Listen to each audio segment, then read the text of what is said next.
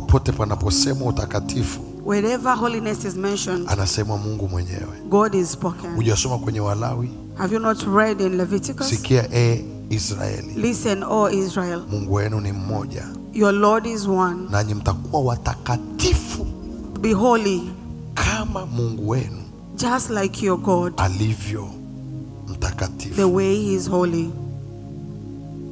This is the biggest one, character. Hii ni tabia kubwa kabisa. When you measure holiness, you mention holiness. Unapotaja utakatifu, you are mentioning God himself. Unamtaja Mungu mwenyewe. Na ndio maana tukishajichafua tu, and that's why when we dirty ourselves, anakaa mbali. He stays far. Ni mpaka urudi useme najitakasa, narudi na kujisafisha. And sanctify Usijitie yourself. moyo katika Do not give makosa. yourself hope in mistakes. Usijitie moyo katika dhambi. Do not give yourself hope. Because the major character of kwa sababu God, tabia kubwa, my friend, God is Mungu holy. ni mtakatifu.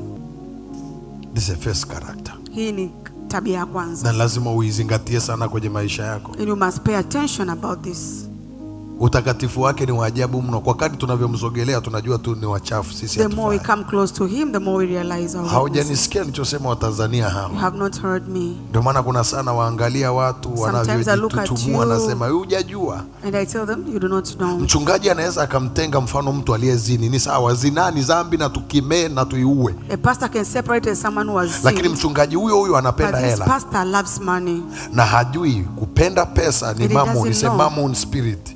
Ni mammon spirit. Kwa tumezieka dhambi kwenye makundi, si ndio? So we put sin in groups.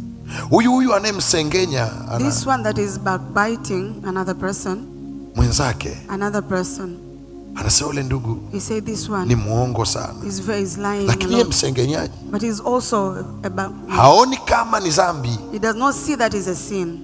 Na kwa sababu hajampa Roho Mtakatifu nafasi, and because he has not given the Holy Spirit a chance, anafikiri yuko sawa. He thinks maybe it's okay. The holiness of God, utakatifu wa Mungu, it is his own character. Ni tabia yake mwenyewe. The more you come close to him, unapomkaribia zaidi, the more you approach him, unapomkaribia zaidi, you feel the heat, unaupata ule moto, and you reflect yourself, na ukajitazama ukayakisi mwenyewe, bado sijafaa kwa moyo huu. I am not, bado sijafaa. I am not good with this heart.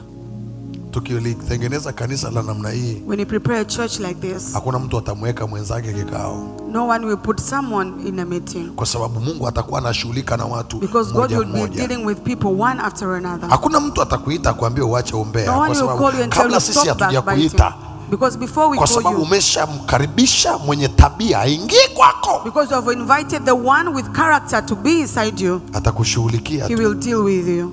Alafu ni ngumu sana mwanadamu kushughulika mwanadamu, haiwezekani. Wanadamu walimshinda Mungu, wote wafanyeje? God, what can you do for them? Wewe waangalie tu namna hiyo, wamevaa nguo suti na tai na kola, wamekaa namna hiyo, ukafikiri wanaelewa. Hawawezekani, hawa watu hawawezi kwa akili zako mwenyewe. You cannot help them with your own understanding.